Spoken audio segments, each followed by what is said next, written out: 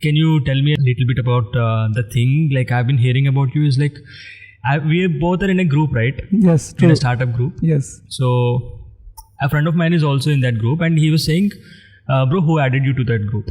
And I said, some guy named Alok added me. Bro, Alok added you?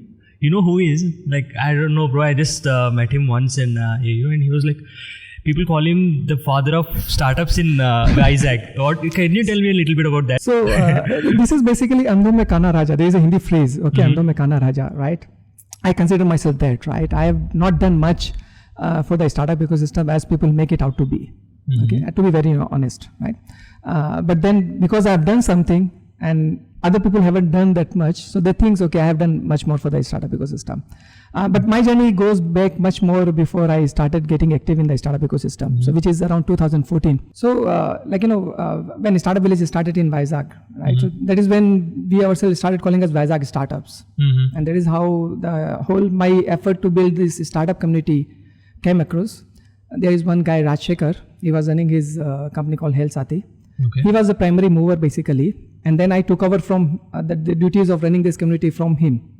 Okay. So I could say that he had a genesis of this VIZAG startups, and then I took over from it.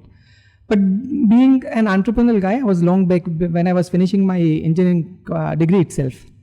I've been thinking of doing something on my own. Right? It was way back in 2003. In fact, much before that, when I was doing my 12th class.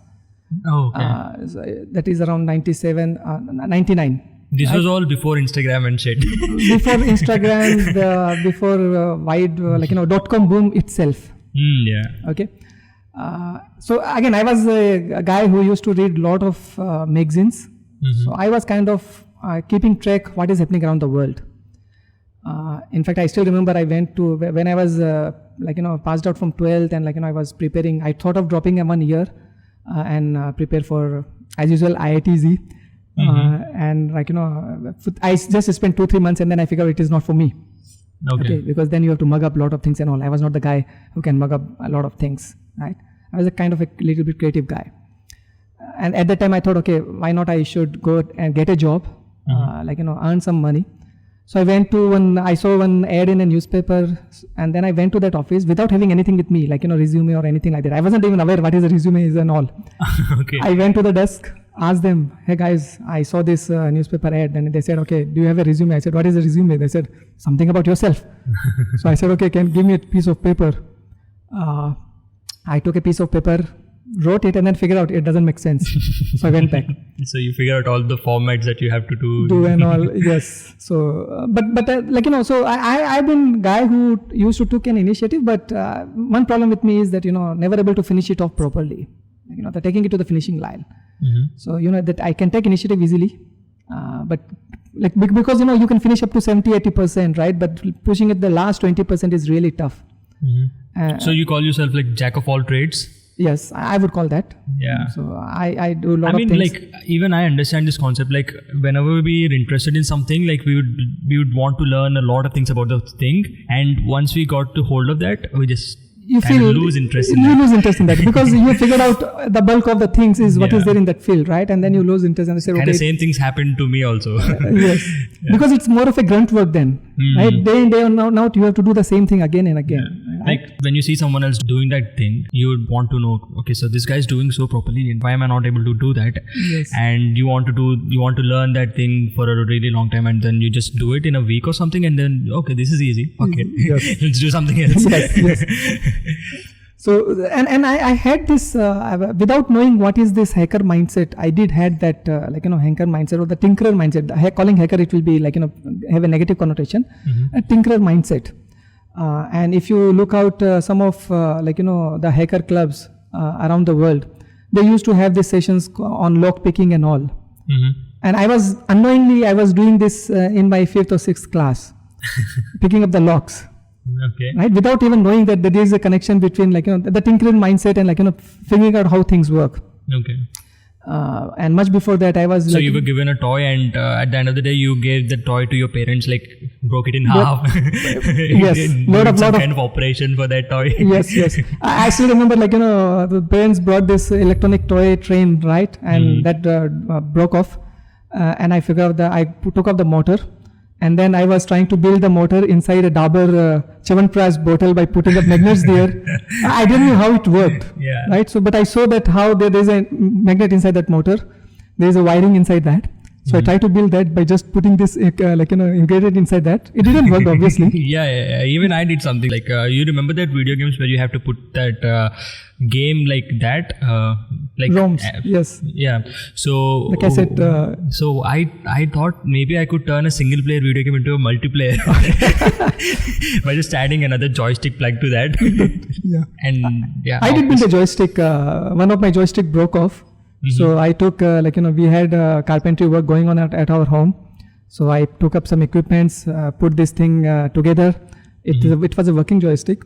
But my cousin brother scolded me because unknowingly I was clamping on the nails on the bed, corner of the bed. Okay. So the corner of the bed spoiled because of that. I built a proper joystick with the wooden thing and all. So equipment was there. The broken one, you took it out, put it inside the aluminum panel. Aluminum panels and all. So and then connecting, you have to just connect with the aluminum panels and then you can work with that. So it all started from there, building things. Building things, yes. Yeah. Building things, but not in a finishing. So there's a problem, right? I like to build things, but not in a proper shape where you can go and show it to the world.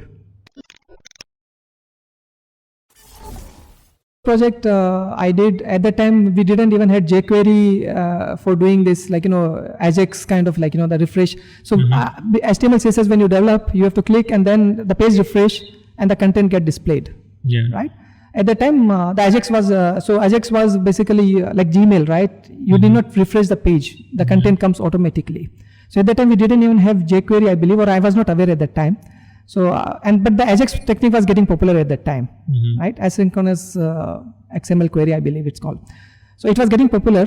So using that, I built that thing for the client. So I built this project for this client.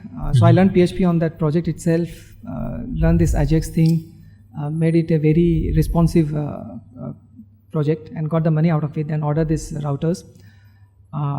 And then, by 2007, I have done a lot of these experiments, and then nothing was kind of working out that well for me. And then the family said, they said, okay, enough, boss. Now you need to start making money. So I said, okay, fine, what to do? And then at that time, I believe Just Dial was expanding nationally. They had a presence in 4 or 5 cities, bigger cities, Tier 1 cities. And my brother said, and my brother studied in Bangalore, and they used to use this Just Dial service for all of hell lot of things. And then he said that Just Dial is expanding nationally. Why don't you try taking an franchisee for that for VIZAG? And it seems to be a growing business. So why don't you try? Because you are trying other things, and this seems to be a proven model. So I said, okay, fine. So we applied for this franchisee for Just Dial. I took for 3 cities: VIZAG, Vijayawada, and Jodhpur. And I started my company again. So as a web services and this Just Dial franchisee. 2007 I started that. That is how when I started my company, Harmony Infotech. And then we did 2 years. We did with Just Dial again.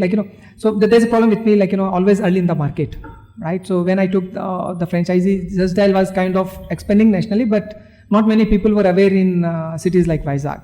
Right? So 2 years we market it around, spend good time of money and effort into promoting it around. But local people were not kind of aware or meant, they didn't wanted to pay for getting a business subscription. So basically Just Dial, how they make money is they charge from businesses. They don't charge from customers. Anyone who call a Just Dial number, they get the information for free. But the people have to pay for listing on Just Dial platform. Right? So we try to convince them. And apparently some services like this has already started and shut down their thing in VIZAG. So people were not very convinced about it. So we tried, in 2009 we were basically again okay, it's not making much sense over here. 2009 I think Just Dial got roped in Amitabh Bachchan as brand ambassador. Yeah. And there is a time when we decided, okay, let us stop the Just Dial thing and focus on our web services thing. Because by the time we were getting some projects and all online, and we built a good portfolio on a website called rentacoder.com. Okay. So we started getting some projects on rentacoder.com. So I said, okay, fine, let me focus on that. So as part of that, doing this website designing routine, kind of a thing, people started reaching out for us for certain few things again and again. So ebook covers was one, Okay. right? So, and that is how we figure out that there's a niche out there creating ebooks. Like you started on your own. So no, my sister asked me to create an account for her. Okay. So I was not very keen on services part. So see, sometimes what happens is when you read these magazines and all, they glorify certain kind of a thing, right? So for example, product companies. By the time itself, they were glorifying all these product companies. Okay. Services companies, no one give a damn about it. But I believe that they also have their own thing in the market. They need to be there, right? Someone has to provide services, right? But because I was reading, I had a second-hand information, right, from these magazines. And the magazines glorified all these product companies and all. So Microsofts of the world, Apples of the world, right? No one glorify Infosys or TCS of the world, right? So we say that, what these guys are doing and all. So I was also in the same mindset, right? I always thought of, okay, let me also create my own product and all. So when I started, but again, I already experimenting with this wireless ISP and all these things, and it's not working out. Then I said, okay, fine, let me start with services. So my sister asked me to create an account. She wanted to earn some side income. So she asked me to create an account on Rent-A-Coder. So I was using her account to basically bid on projects and get projects. So okay. So initially you just started on your own, just you. My sister was doing training in animation in Adobe had a platform. What was the Flash, I believe. Adobe Flash, yeah, for 2D Adobe animation, Flash. Yes, 2D animation. So my sister was good at animation and all. She was keen on getting some projects like that. She asked me to create an account, and then we used to bid projects. We got projects. First, we got projects for her. Okay. And then I said, okay, fine, let me try to get projects for myself. Okay. So you saw the market over there. So yes. Yeah. So, and then I started bidding on projects, getting the projects. And then once we built certain, ranking on projects, then it became easier to get projects. Because once people see your ranking, I think at one point of time, we were ranked all over 400 within that range, I believe, on Rent-A-Coder all over the world. So once you are ranked in that level, obviously you start getting more people, are happy to entertain you. Yeah. So I started bidding on projects, getting projects, and then figure, okay, let me start, doing that. And that is how I increased my team member size and all. Doing this. I was not very keen on doing services, but I said, okay, fine. If it is earning something, let me try that. Right? This is all before Fiverr. Before Fiverr, yes.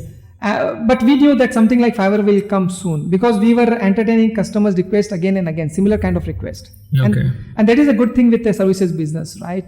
What happens is you can productize your service offering. Yeah. Right? If you are doing certain things again and again, then you know that you can package in a box and sell that box itself. So little bit tweak here and there you can do. So we started getting sudden requests from people. Again, they must have learned that it is easy to sell ebooks online. It is easy to make money online through selling ebooks and all. Obviously, they must be thinking in that manner. We were not buying any ebooks, so we didn't know that you can make money by selling ebooks. That's the problem with India, right? We used to pirate everything we get, right? So, and when you don't pay money, then you didn't figure out, okay, someone must be making money out of it. Right? Yeah. So people started reaching out for certain kind of request. So ebook covers was one. They started reaching out with similar request. I need an ebook cover with this is design, this is a topic, this is a photo, and we started doing it again and again and again. And like how much would you used to charge for an ebook cover? I think $5. $5 5 to per 10, cover. Okay. 5 to 10 or $15 we used to charge. So $5 to $25 we used to charge for each ebook covers. But it was not a standardized offering. Every time the customer used to ask us, and we used to quote something depending on Okay. Yes. Like any other charges for modifications or revisions for that? No, we did. So we weren't aware that we are supposed to charge for revisions. So the market. So see, sometimes you are not aware what is happening in the market. Yeah. Right. So how does a certain market works? For example, in ad agencies, there is something called retainership, right? Yeah. People retain you for, or even law industry, right? The lawyers and all. So we were not aware of all this marketing jingo. And there is a problem with, creating your startup in a city like VIZAG. You don't get this knowledge. There is no transfer of this kind of a knowledge easily. It's like reinventing the wheel all by yourself. All by yourself, right? You have to figure out everything yourself, right? So, we were not aware all this thing we have to charge. So we were thinking, okay, fine. And anyway, it was 1, 2 requests, 3 requests. It doesn't take much effort to you to do that. So we were not much thinking very much on that line. Exactly. Nobody knew. I mean, I didn't know that I could do that until I figured out, okay, there is a thing called this on Fiverr. I was doing that for free for like all these offline people, actually. So we started doing this again and again. And at that time, I knew, I wasn't aware. So sometimes it happens like, you don't understand how big a market can become. Yeah. So even though you are an early entrant, you cannot see the wave, how big it is going to become. Yeah. Right. So we knew that requests are coming in. We were delivering that request. And then you need to create a new product. You should just branch off it and then make. Yes. So we created a website called $5 Baby. That website may still be live. I'm not sure. I need to check it. So and then the thing was same. Like we were doing same kind of things again and again. So we thought, okay, let us book so we used to get a website header design work and ebook covers work. So we put it on the website, and that website we used to send to the people as a portfolio kind of a thing, and then we used to get orders based on that. Okay. After a few months, and then Fiverr came into the picture. Okay. So same thing, but on a much larger scale. So we were selling through our platform, but Fiverr was a marketplace where all this offering were standardized and productized. Okay, for you guys it's just like a portfolio. Like for us it was a portfolio. Like so it never occurred to us that we can create a marketplace where we can allow buyers and sellers to come together. Right? So and that is where a role of mentors play. Like someone who has done that, he can figure out, okay, where this market is going. And how you can be ahead and figure out, okay, what is going to be needed in that market. So we were seeing from our viewpoint, even though we were seeing the wave, but we didn't know how to ride that wave or on a bigger picture, larger picture. Yeah. Right? And a mentor who has done it 1 or 2 times, he know that, okay, how we can do that. So he will have a much better clarity out of that. So we were looking at the wave from riding, surfing point of view. But if you have a camera on above, so they can see, okay, what kind of waves are coming, how big it is and all. Right? So Fiverr came into the picture. I could surf that wave. Yes. So Fiverr came into the picture, and then we created our account there. And there is when the rush of orders started coming in like anything. At one point of time, we were getting around 40 orders in a day. Okay. And not without us bidding on anything. Because we were early in the game, we had a good decent portfolio on Fiverr. People were finding us on their own. And we were getting all this